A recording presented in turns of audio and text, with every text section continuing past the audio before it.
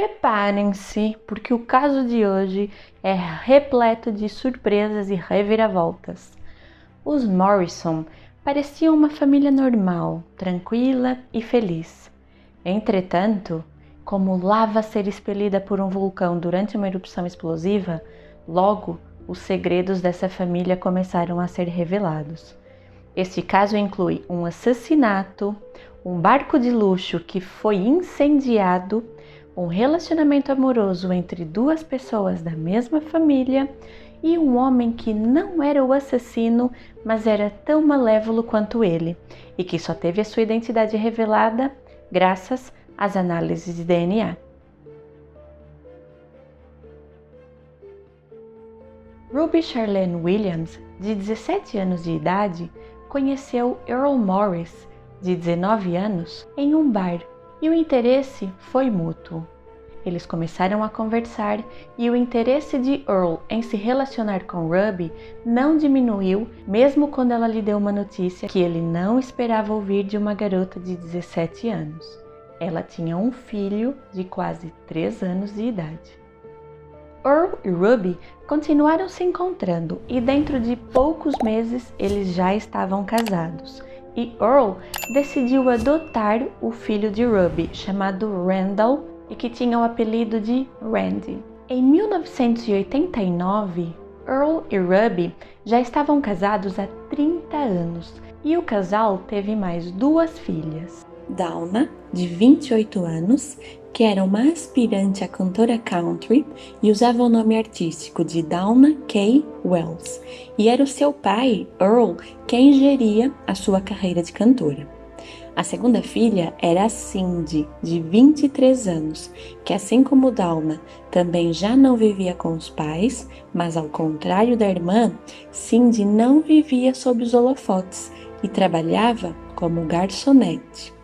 Randall, nessa altura, já estava com 32 anos, tinha um emprego estável, uma esposa e 3 filhos. Ruby e Earl eram também parceiros nos negócios. Eles tinham uma empresa de contabilidade e o negócio do casal era tão próspero que tornou Ruby e Earl milionários. Eles tinham um trailer, um barco que ficava na Baía de San Diego e viviam em uma casa luxuosa de mais de 20 mil metros quadrados, localizada na cidade de Phoenix, no estado do Arizona. Para quem via de fora, aquela era uma família perfeita, cheia de amor e prosperidade financeira. Mas essa família escondia muitos segredos que em breve seriam revelados. No domingo, dia 4 de junho de 1989, Earl viajou para Los Angeles, na Califórnia, para tratar de assuntos relacionados à carreira de Dawna. Ruby decidiu não ir e planejou fazer compras com Cindy, que precisava comprar alguns móveis para sua casa nova. O combinado era Ruby estar na casa de Cindy nas primeiras horas da manhã do dia seguinte, segunda-feira. Mas Ruby não apareceu. Isso era muito incomum, pois ela nunca se atrasava e sempre cumpria com os planos, cancelando um encontro caso visse que não seria possível comparecer. Por essa razão, Cindy decidiu ir até a casa dos seus pais e quando lá chegou, viu que a casa estava vazia. Ruby não estava lá. Cindy não deu pela falta de nenhum item de valor que havia na casa e viu que o carro de sua mãe, um Cadillac amarelo 1994, estava na garagem. Mas ela notou que o alarme da casa estava desligado e a bolsa de sua mãe havia desaparecido. Como mencionado, nada de valor havia desaparecido da casa. Entretanto, Cindy sabia que a sua mãe era uma pessoa muito organizada e meticulosa, e havia algumas coisas que pareciam ir contra os hábitos de sua mãe. A torneira da banheira estava pingando, pois não estava completamente fechada, havia roupas sujas sobre a máquina de lavar, que estava desligada, e o balde que Ruby usava para limpar o carpete estava fora do armário. Mas a descoberta mais alarmante veio a seguir. Uma pistola calibre 22 que ficava guardada em um armário havia desaparecido. Cindy ligou imediatamente para a polícia, que prontamente iniciou uma investigação. Não havia nenhum sinal de entrada forçada na residência, nem nada que indicasse que ali havia acontecido algum confronto corporal. Com exceção das coisas que Cindy sabia que estavam fora do lugar, a casa parecia imaculada. As camas estavam feitas, o chão estava limpo e nada indicava que ali havia acontecido qualquer tipo de problema. Ruby costumava fazer caminhadas nas montanhas próximas à sua casa, razão pela qual a polícia fez uma busca naquela área utilizando um helicóptero, pois ela podia ter se machucado e ficado impossibilitada de se deslocar, mas nada foi encontrado. Quando Earl recebeu a notícia do desaparecimento de Ruby, ele disse que ia deixar Los Angeles imediatamente e voltar para o Arizona no seu carro, o que ele só fez no dia seguinte. Quando ele finalmente chegou no Arizona, os investigadores estavam ansiosos para falar com ele, e quando questionaram sobre a relação entre ele e Ruby, Earl disse que o casamento dos dois era normal, com algumas discussões, mas nada fora do comum. Até esse momento, a polícia não tinha nenhuma pista sólida acerca do desaparecimento de Ruby. Eles não podiam descartar a hipótese de desaparecimento de forma voluntária, dela ter tirado a sua própria vida ou de ter sido assassinada. Os policiais perguntaram a Earl por que é que ele tinha demorado mais que o previsto para voltar da Califórnia, e ele disse que o seu carro teve um problema mecânico e ele então alugou um outro carro para conseguir terminar a viagem. O detetive foi então inspecionar o carro alugado e, ao abrir o porta-malas, ele viu algo que era um tanto quanto suspeito. Na alça da mala de Earl estava uma etiqueta, das que são colocadas na bagagem quando esta é levada dentro de um avião.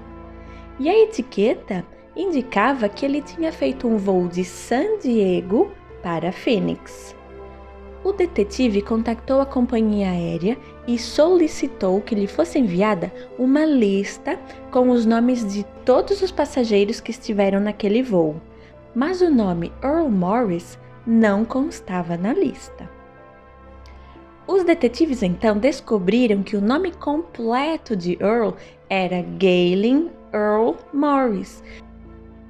Além disso, os detetives apresentaram aos comissários que trabalharam naquele voo um conjunto de fotos, incluindo uma foto de Earl Morris. E um dos comissários afirmou se lembrar claramente desse passageiro, pois ele havia lhe chamado a atenção devido a um detalhe curioso: a baixa qualidade da peruca que ele usava. Com essa inconsistência na história de Earl, que afirmou ter ido e voltado de carro, os detetives decidiram fazer uma busca na residência do casal, na tentativa de encontrar alguma evidência que pudesse não ter sido identificada durante a busca inicial. À vista desarmada, não parecia haver ali nenhum vestígio de sangue. Entretanto, quando a equipe técnica realizou um teste de rastreio para a presença de sangue, utilizando luminol, quando este foi borrifado na cabeceira da cama, foi detectada uma área luminescente, o que serve como indicativo de que aquela área esteve em contato com sangue. E além disso, o padrão e a área da luminescência identificada indicavam que o sangue que esteve ali havia sido depositado a uma alta velocidade, como o padrão identificado nos casos de disparo com arma de fogo. Na superfície do colchão Foram identificadas pequenas gotas de sangue e eles também encontraram sangue dentro do colchão. A seguir, foi borrifado luminol no banheiro e basicamente todo o chão do box luminesceu. O luminol também identificou a presença de sangue no carpete e na área externa do quarto do casal. O passo seguinte foi investigar se aquele sangue pertencia a Ruby e, para tal, era preciso fazer um teste de DNA. Como eles não tinham uma amostra biológica de Ruby para usar na comparação com o perfil genético obtido através do sangue encontrado na casa, eles recolheram amostras biológicas de Earl e dos 3 filhos do casal, pois dessa forma seria possível inferir o perfil genético de Ruby. Por exemplo, no marcador genético, o filho tem os alelos 13 e 15. Um desses alelos veio do pai e o outro da mãe. Se o pai tiver para aquele marcador genético os alelos 10 e 13, o alelo 15 presente no filho só pode ter vindo da mãe, porque o 13 ele recebeu do pai. Fica a faltar identificar o outro alelo da mãe, mas se forem analisados mais familiares, essa reconstrução torna-se mais completa. Na tentativa de construir o perfil genético de Ruby, foram então colhidas amostras biológicas de Earl, Randy, Donna, Cindy e também dos pais biológicos de Ruby. E os resultados dessas análises de DNA forneceram informações que revelaram os segredos dessa família. Ao analisar os perfis genéticos obtidos, os geneticistas verificaram que Earl não podia ser o pai biológico de Randy. Até aí, nenhuma novidade, pois quando Ruby e Earl se conheceram, ela já tinha o Randy. Mas não para por aqui. Os resultados também indicavam que Earl não podia ser o pai biológico de Cindy. E não para por aqui. Os resultados das análises de DNA também revelaram que o pai de Randy era um criminoso, e um criminoso que ele conhecia muito bem. Aliás, Randy cresceu ao seu lado. Eu vou contar sobre essa parte da história daqui a pouco. Fiquem aqui comigo, porque a família Morris ainda tinha outro segredo por revelar. Cindy disse que Ruby andava muito deprimida desde que descobriu que Earl estava tendo um caso extraconjugal. Mas se tratando da família Morris, vocês já podem esperar que a história era muito mais cabulosa. Ruby estava desconfiada que o seu marido tinha uma amante e ela decidiu segui-lo na tentativa de apanhá-lo com a tal mulher. O objetivo era tirar fotografias dos dois juntos para depois pressioná-lo a nunca mais encontrar a sua amante, ou ela pediria o divórcio e o acusaria de traição. Ruby ligou então para Cindy e pediu que a sua filha a acompanhasse. E as duas passaram a seguir o Earl, e num certo dia viram que ele seguia sentido ao aeroporto.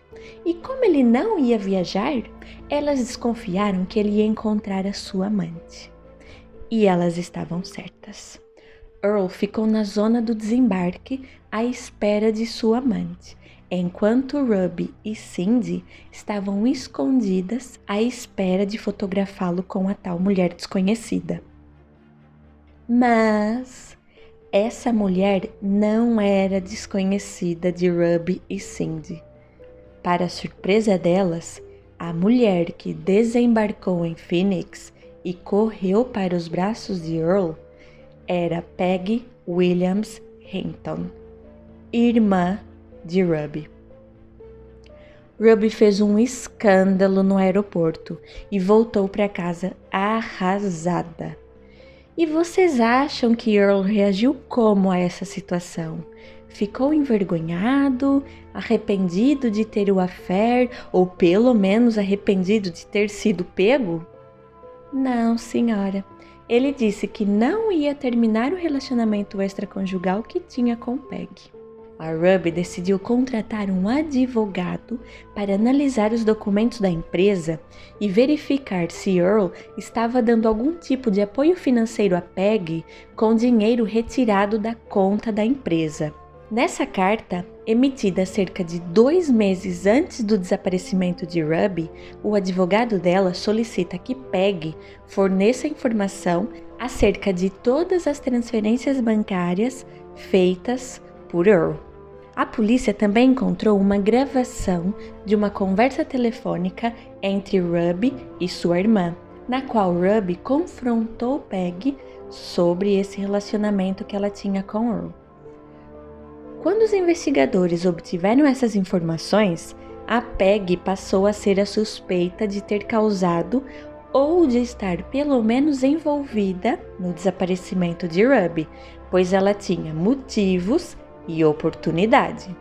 Peg vivia em outro estado, na Louisiana, mas os investigadores encontraram registros de chamadas telefônicas entre ela e Earl e descobriram que ela tinha planos de passar o fim de semana dos dias 3 e 4 de junho em San Diego. Lembrando que Ruby foi reportada como desaparecida no dia 4 de junho. Ao ser interrogada, Peg confirmou que tinha planos de passar o fim de semana em San Diego, mas ela disse que tinha perdido o voo. Mas vocês se lembram da etiqueta da mala de Earl e a confirmação do comissário de bordo de se lembrar dele no voo devido à péssima qualidade de sua peruca? Pois bem, aquele voo saiu de San Diego com sentido a Phoenix, portanto, o Earl tinha estado em San Diego, mesmo que sozinho. E havia mais uma evidência que comprovava sua estadia nessa cidade. Os policiais encontraram seu carro estacionado no aeroporto de San Diego. O carro parecia estar limpo, mas quando submetido ao teste de rastreio para a presença de sangue através do luminol, este indicou que havia sangue no carpete. E a quantidade de sangue parecia ser tão grande que o indivíduo que a perdeu muito provavelmente não teria resistido à perda de um volume tão grande de sangue. Essa amostra foi levada para o laboratório e processada, e o perfil genético obtido a partir desse sangue correspondia ao perfil genético obtido através do sangue encontrado no quarto do casal, o qual foi identificado como pertencendo a Ruby. A essa altura da investigação, os policiais estavam convencidos de que eles tinham em mãos um caso de assassinato, mas faltava algo muito importante: o corpo da vítima. E tem mais um fato chocante acerca desse caso. Também, graças às análises de DNA, foi descoberto que o pai de Ruby era o pai de seu filho, ou seja, o avô de Randy era também o seu pai. Quando as autoridades policiais receberam os resultados das análises de DNA, o pai de Ruby foi acusado formalmente de incesto. Não que essa situação possa se tornar pior do que já é, mas vale ressaltar que Ruby ficou grávida quando tinha 14 anos de idade. Os investigadores, ao tentar perceber por que é que Earl tinha transportado o corpo de Ruby até San Diego, descobriram que ele tinha um barco que ficava atracado na marina dessa cidade. Eles foram falar com os trabalhadores da marina e estes confirmaram que Earl esteve lá no dia 5 de junho e que tinha saído com o barco. Os policiais foram então em busca do barco, mas tiveram uma grande surpresa. Ele tinha desaparecido. Os investigadores foram então pedir ajuda à guarda costeira para tentar localizar o barco de Earl e deram a descrição desse barco. Os membros da guarda costeira lembraram-se de um fato que parecia ser importante para o caso. Eles disseram que havia acontecido um incêndio misterioso em um barco com características semelhantes às descritas por eles. O barco incendiado estava a 20 quilômetros da costa. Essas são imagens reais do incêndio do barco, capturadas por uma rede de televisão que cobriu o caso do incêndio. E uma característica curiosa desse incêndio foi a forma como o barco ardeu. O foco do incêndio parecia ser o centro da embarcação e não a extremidade do barco, onde estava armazenado o combustível, o que indicava que o incêndio havia sido causado por alguma pessoa e não acontecido de forma espontânea, por acidente. A guarda costeira chegou ao barco por volta do meio-dia e esse estava tão carbonizado antes de afundar que não foi possível ler o seu nome nem o número de registro. As imagens do barco em chamas foram mostradas a experts e também a amigos e familiares de Earl, e todos indicavam que o barco do vídeo era muito semelhante ao barco de Earl. Os registros de uma empresa de aluguel de barcos que ficava também na Marina de San Diego indicavam que Earl tinha alugado um barco pequeno às 9h15 da manhã do dia do incêndio, 5 de junho. O barco foi devolvido 2 horas e 45 minutos depois, ao meio-dia. Tudo indicava que o corpo de Ruby esteve no barco de Earl antes de ir para o fundo do Oceano Pacífico. Não havia corpo nem arma do crime, mas os procuradores acreditavam ter evidências suficientes para provar que Ruby havia sido assassinada. A quantidade de sangue perdida por Ruby indicava que ela não teria sobrevivido. Os padrões das manchas de sangue indicavam que ela tinha sido atingida por um projétil de arma de fogo em sua casa, na sua própria cama, e a única pessoa que estava lá era o seu marido, Earl Morris. O Earl foi então acusado do assassinato de sua esposa, mas os investigadores iam ter uma grande surpresa, e este caso ainda estava longe do fim. O julgamento de Earl Morris aconteceu em 1992, e durante esse processo ele se manteve livre, pagando uma fiança de $542 mil. Os procuradores tinham primeiro que convencer o júri do corpus delicti, ou seja, provar que havia acontecido um assassinato para então poder acusar o Earl. Mas essa tarefa não seria fácil, visto que não havia nenhum corpo. A acusação relatou ao júri que os fatos ocorreram da seguinte maneira. Na manhã do dia 4 de junho, Earl entrou no quarto do casal empunhando a pistola da família e atingiu Ruby com disparos na cabeça.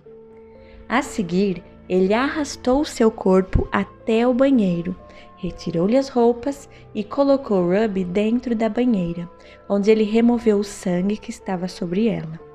Ele então a vestiu com roupas limpas, pôs um boné em sua cabeça para cobrir o ferimento e carregou-a até o seu carro. Como este não tinha um porta-malas, ele não teve opção a não ser colocar o corpo de Ruby no banco do passageiro. Ele então voltou para dentro da casa, limpou todo o sangue, que depois foi revelado graças ao luminol, e a seguir voltou para o carro e dirigiu até San Diego, percorrendo quase 650 quilômetros com o corpo da sua esposa ao seu lado. E o sangue continuava a pingar da cabeça de Ruby, caindo sobre o carpete do assoalho. Earl chegou a parar para abastecer o carro, mas ninguém viu ou notou o cadáver ao seu lado. Quando ele chegou à Marina de San Diego, ele atrelou ao seu barco um pequeno barco alugado. Em plena luz do dia, ele pôs o corpo de Ruby, a pistola e a roupa de cama ensanguentada dentro do seu barco. Ele também pôs na embarcação uma lanterna e um galão com gasolina. A seguir, navegou rumo a alto mar.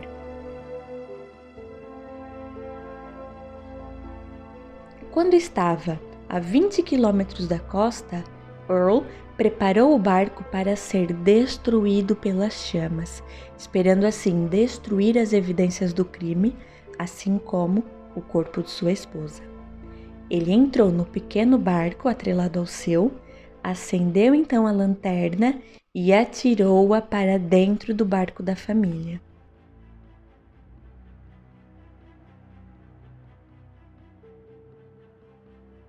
E saiu do local antes de ser visto pela guarda costeira. Mas a defesa de Earl veio com uma surpresa. Durante o julgamento, Earl Morris disse que o corpo de sua esposa esteve sim no barco e confessou tê-lo incendiado. Mas ele afirmou que fez isso tudo porque queria proteger Ruby. Segundo a sua versão dos fatos, Ruby havia tirado a sua própria vida devido à culpa, preocupação e tristeza. Culpa pelo fato de seu marido não ser o pai de Cindy, preocupação por eles terem investido grande parte do dinheiro da família tentando alavancar a carreira de cantora de Dawna, e tristeza por seu próprio pai tê-la abusado e ser o pai de seu filho. E também pelo fato de Earl estar tendo uma relação extraconjugal com Peg, sua irmã. Earl disse que encontrou o corpo de Ruby na cama, com um ferimento de arma de fogo na têmpora esquerda, e que ela tinha usado a pistola da família.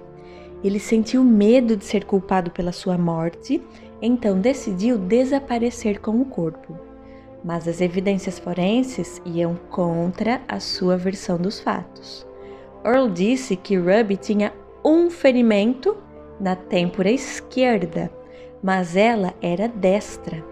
A pistola que ele disse ter sido utilizada por ela tinha um cano longo, então era muito pouco provável que Ruby optasse por atingir a sua têmpora esquerda usando tal pistola na mão direita.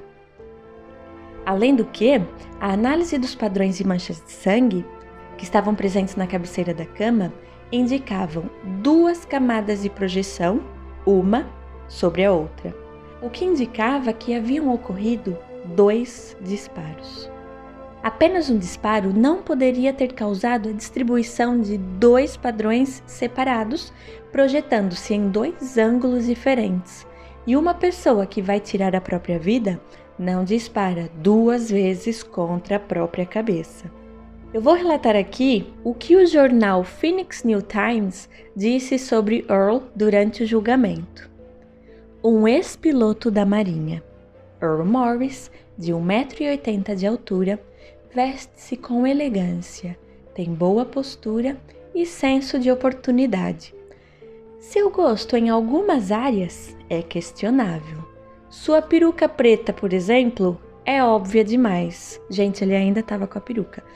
No banco das testemunhas, Morris muitas vezes hesita brevemente antes de responder. Isso nunca deixa de levar os jurados a se inclinarem para a frente, aguardando suas respostas. Os membros do júri podem ter apreciado ouvir o depoimento de Earl, charmoso e elegante com a sua bela peruca, mas isso não significa que eles ficaram convencidos. O júri viu a versão de Earl como apenas mais uma mentira de um homem que estava habituado a viver com muitas delas. Earl Morris foi condenado por homicídio em 1º grau e teve uma sentença de prisão perpétua. Sem arma do crime, sem confissão e o mais importante, sem corpo. Mas a ciência forneceu o corpus delicti. Graças às análises dos padrões de manchas de sangue e análises de DNA que indicavam que aquele sangue pertencia a Ruby, o seu marido e assassino foi condenado.